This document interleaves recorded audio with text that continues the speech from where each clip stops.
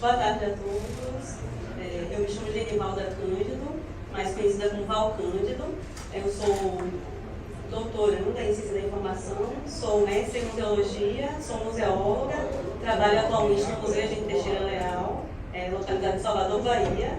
Museu do Dinheiro, numismático, né? Museu do Dinheiro, do Cedro, da Selva. Inclusive, nossa diretora está aqui, Eline Doravina, agradeço a presença, né, e o apoio. Então, hoje essa fala, né, essa conversa vai abordar um pouquinho do que eu venho trazendo desde o período da graduação até o complemento com o que eu exerço hoje como colecionadora, como museóloga e também no trabalho, né?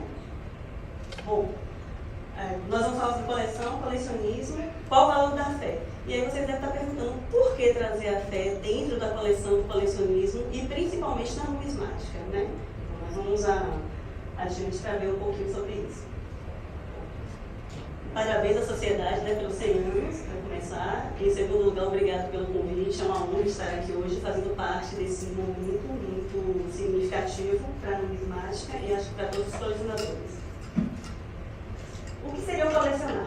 Bom, de acordo com Pomian, qualquer conjunto de objetos naturais ou artificiais mantidos temporariamente ou definitivamente fora do circuito das atividades econômicas, ou seja, fora das vendas, das trocas, né?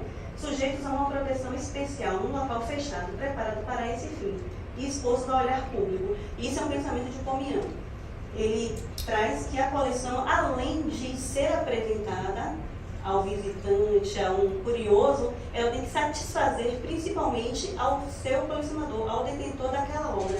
Não adianta colecionar por colecionar, isso se tornaria um ajuntamento de peças, né? E o hábito de colecionar objetos é tão antigo quanto a consciência humana, e isso é um pensamento meu, a partir das leituras, a minha interpretação. Bom, Bedeiro, ele traz que para ganhar um sentido de permanência, os homens começaram a exteriorizar a sua existência em objetos, em ambientes, ou a relacioná-la a fenômenos e sentimentos regularmente produtores de um bem-estar físico e espiritual. Novamente, a gente traz a questão da coleção ser algo que complementa o ser humano, é um vazio existencial que nós, colecionadores, temos, e eu digo isso por mim também, onde a aquisição de uma peça para compor aquele álbum de figurinhas, né? Aquele conjunto dá uma satisfação. Essa satisfação é um preenchimento. E esse preenchimento dá prazer. E esse prazer dá vontade de colecionar mais, de ter mais. E, de certa forma, fechar essa coleção. Porém, nós nunca finalizamos ou encerramos uma coleção. Nós terminamos com uma e logo conseguimos namorar e despertar o desejo por outras. Ou seja, nossas coleções sempre estão abertas e nosso desejo de consumir, ter algo para preencher esse vazio, sempre existirá.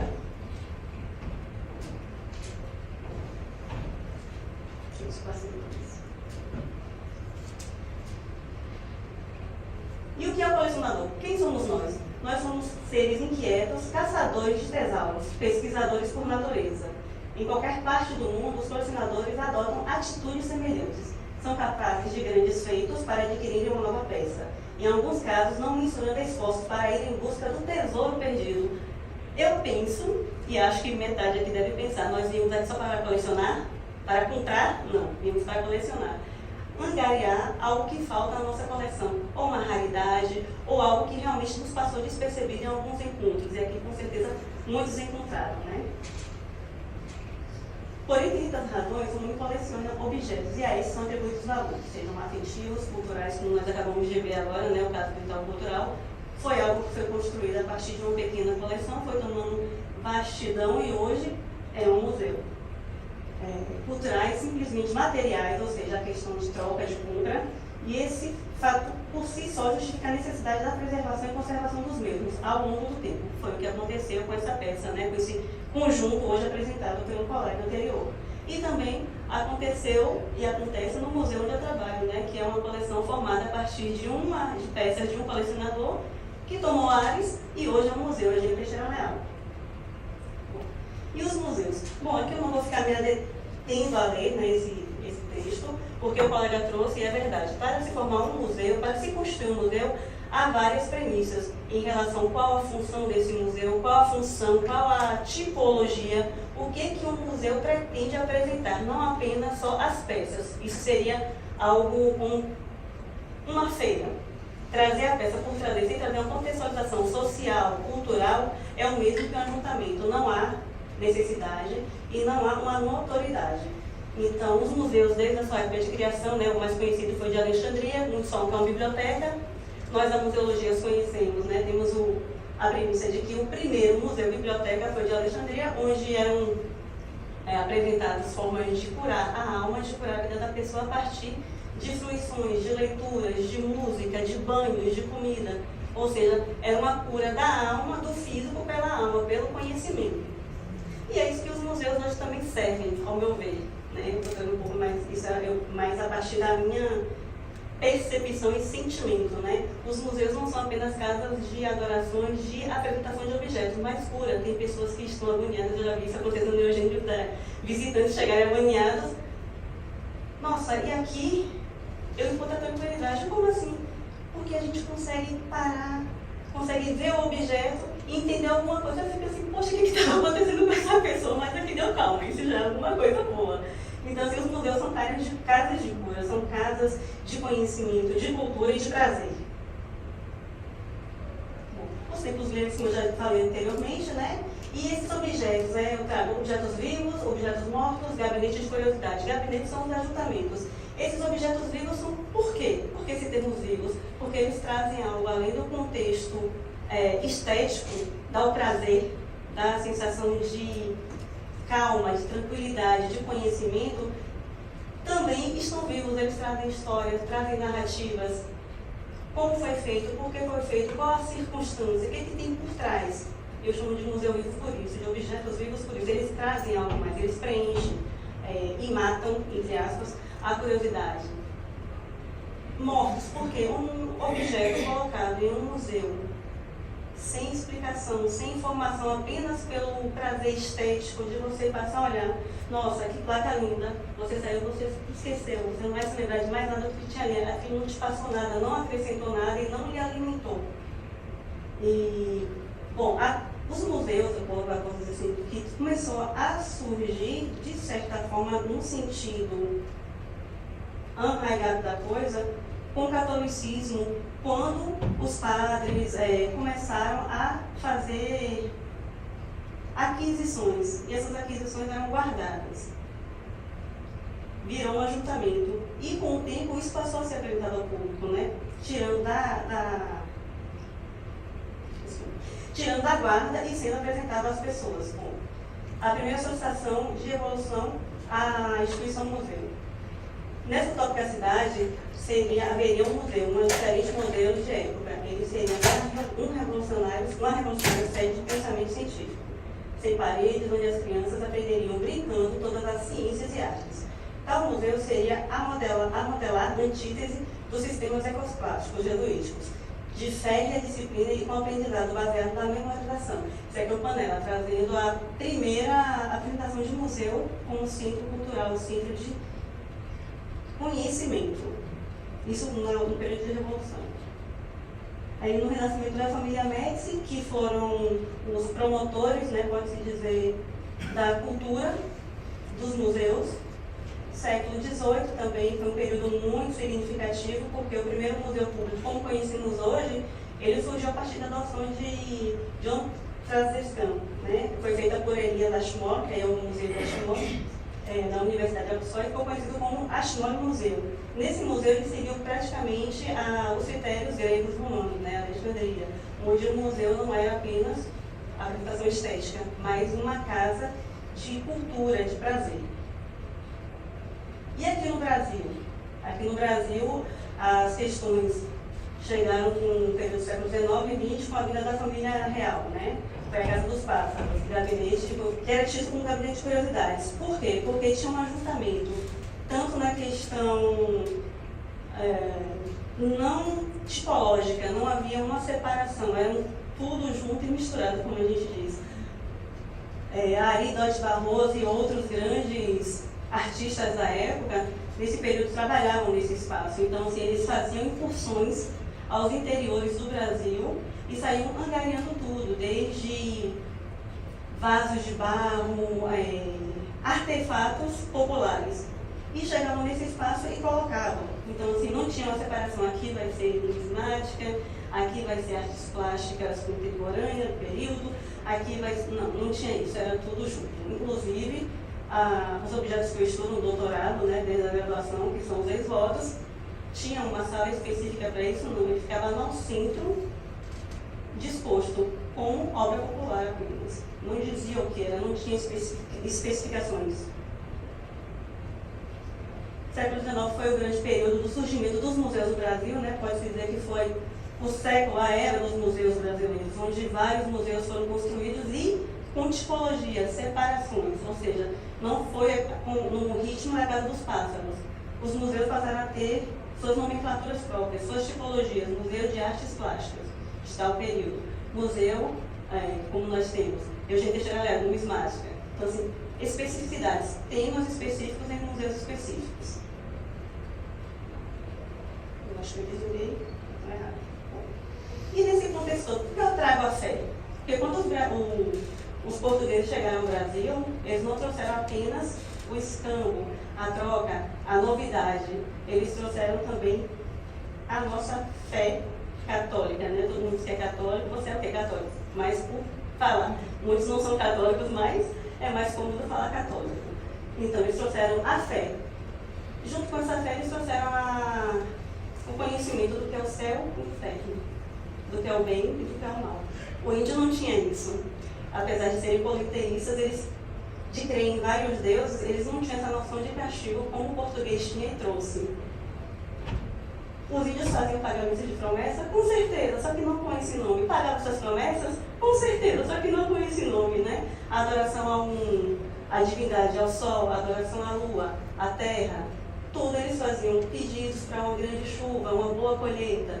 Isso no nosso catolicismo, essa fé portuguesa que veio, tem nomes específicos. Então, houve um encontro, só que uma apresentação diferenciada do que era pregado aqui. A fé é uma palavra que significa confiança, crença, credibilidade. A fé é um sentimento de total crença em algo ou alguém, ainda que não haja nenhum tipo de evidência que comprove a veracidade da proposição. Um índio bater tambor, dançar, fazer sua ritualística e chover. Realmente aquele ato, aquela ação, foi o que fez a chuva acontecer ou foi o tempo? Ter fé implica uma atitude contrária à dúvida e está intimamente ligada à confiança. Em algumas situações, como problemas emocionais ou físicos, ter fé significa ter esperança de algo que mudará positivamente para melhor. Pessoas que estão doentes, acamadas, com alguns diagnósticos, né, pesados, ora, pedem ao seu Deus, não ao Deus comum, mas ao seu Deus particular. Me cure, peço, humildemente, etc, etc, e se eu for curado, eu pago com tal item. Então, assim, eu, por presenciar e fazer algumas pesquisas e incursões a santuários, aqui em São Paulo tem Aparecida, dentre alguns muitos, e eu vi relatos de pessoas que estavam descrentes da vida, que já estavam no seu processo, de acordo com os médicos, com a medicina tradicional, convencional, em termo específico. Já estavam assim, prestes a passar. E as pessoas tiveram fé pedindo Nossa Senhora Aparecida e se curaram. Os médicos não conseguiam saber porquê, nem como, nem o que foi que aconteceu. A fé. A fé é o firme fundamento das coisas que se esperam e a prova das coisas que não se veem. Isso é de Hebreus 11.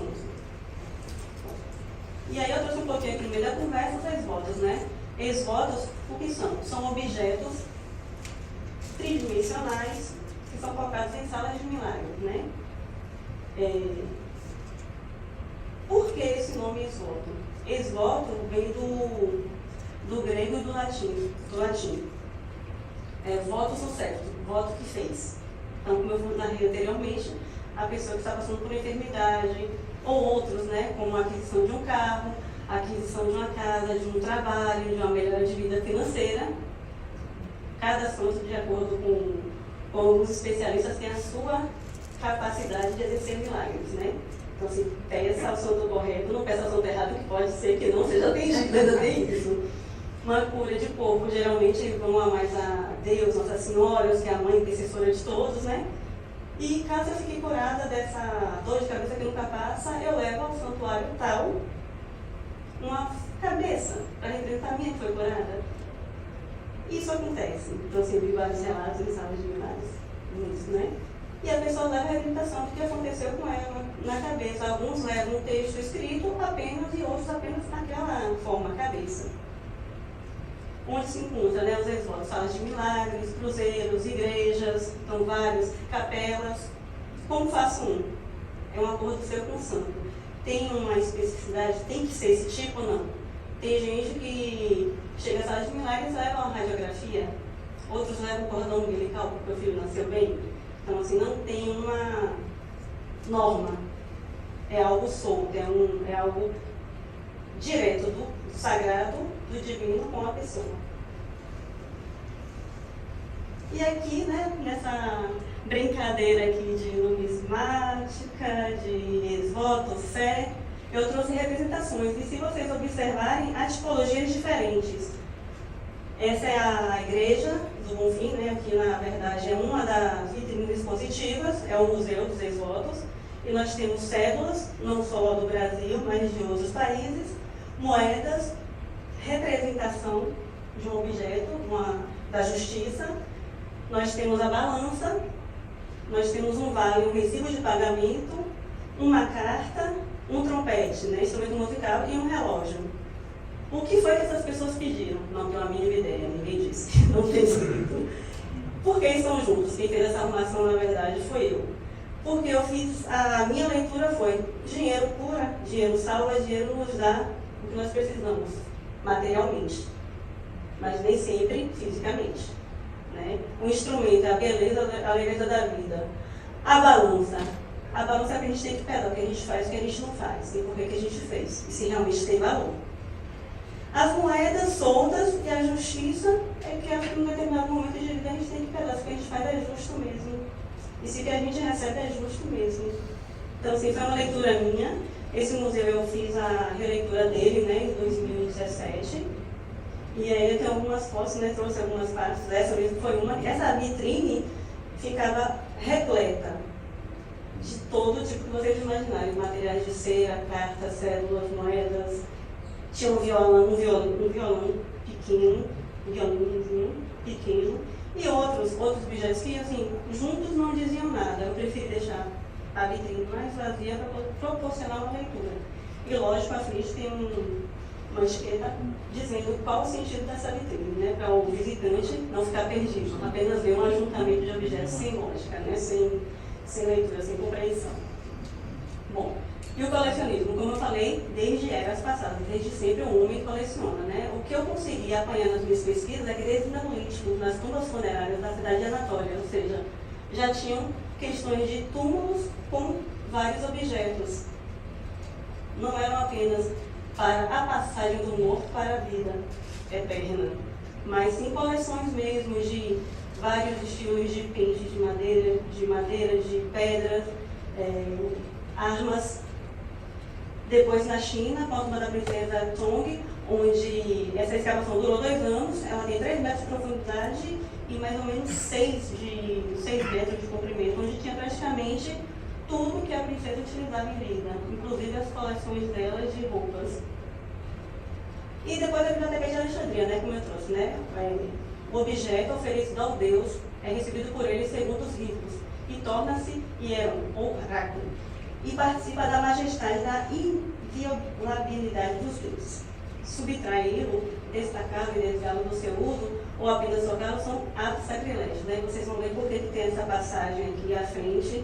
Acho que tem bem a ver com o diálogo de quanto vale a fé. E o colecionismo, quanto é que vale? Foi só no tempo do Império que a moeda começou a ser colecionada e se difundiu a tal ponto que Vitruvio previa na planta da casa dele um lugar especial para os quadros e esculturas. Era tido gabinete de curiosidade, nós não sabíamos disso, né? Como foi denominado no final do século XVIII. Foi o cristianismo que, ao difundir o culto dos santos, levou as relíquias ao seu apogeu, onde nós encontramos, né, relatos de mais de 50 patas do burro que carregou Jesus, mais de não sei quantas mil lascas da cruz de Cristo, que eu li um último relato, né, na interessante, que daria para construir praticamente 10 cruzes. Então, assim, foi algo assim, que tomou proporções. Ter uma peça dessa, uma relíquia dessa, para se formar uma igreja era necessário, para se formar uma capela também. Não poderia erigir nada, tido como sagrado, sem a presença de algo sagrado. Né? O que acontece quando os objetos destinados aos deuses, neste caso as ofertas ou pagamentos de promessa, são expostos ao olhar dos homens? Simplesmente não acontece nada. Eu fui cheia de curiosidade pro texto. Acontece o que? Eu sacrilégio, crime, não acontece nada. Isso realmente, as pessoas colocam valores, rótulos em cima para criar um ar sagrado, um ar de mistério. E esse mistério, esse sagrado, é que acaba provocando, de certa forma, toda a curiosidade, todo o mistério que volta, né? E nós trazemos em cima disso o valor simbólico, ou semiófano, né? Exatamente levando as relíquias, levando aos objetos, né? E o que faz com que uma igreja, o que faz com que uma fé cresça tanto?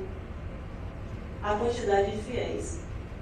Quanto mais esse espaço é citado, quanto mais esse espaço é visitado, mais capaz de realizar pedidos, de realizar milagres, tido a ele, né? E o reconhecimento de suas habilidades divinas, né? Nosso Senhor cura tudo, Nossa Senhora faz tudo. O maior número de fiéis e promesseiros é tido como um excepcional para um espaço sagrado ser sagrado. E aí eu trago aqui objetos de coleção particular ou objetos museológicos. Como nós falamos há pouco, eu falei há pouco, né? O Museu Eugênio, ele foi tido a partir de uma coleção particular, onde essa coleção não era tão vista. Depois que tomou ar de museu, hoje ele tem uma proporção maravilhosa, não é, vida?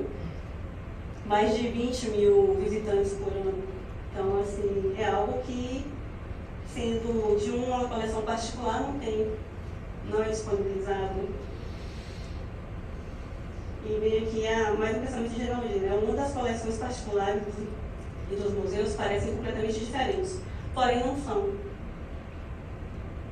Não são porque os objetos, tanto de uma coleção particular como de museus, têm uma finalidade. Disse também que certas peças de coleção são fontes de prazer estético e que outras, por vezes, são as mesmas. Permitem adquirir conhecimentos históricos ou científicos.